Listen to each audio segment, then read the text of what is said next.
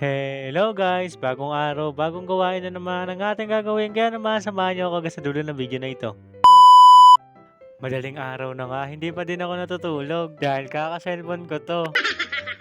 Tulog na nga lahat ng tao dito, ako na lang yung gising. 2:19 AM na po na madaling araw, hindi pa din ako natutulog. Nakakaramdam din kasi ako ng gutom kaya naman hindi pa ako makatulog.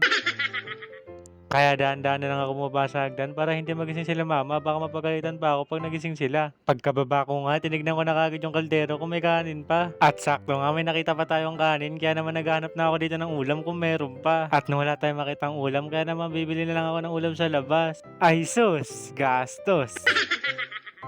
At dito nga guys, binidyoan ko yung sarili ko para makita nyo na inaantok na yan. Lumabas na nga ako ng bahay para maghanap ng tindahan para may mabili na ako ng ulam. Kaso hindi ko lang alam kung may nagtitinda pa kasi anong oras na din naman. At naglakad-lakad lang ako ng konti at may nakita na rin ako tindahan.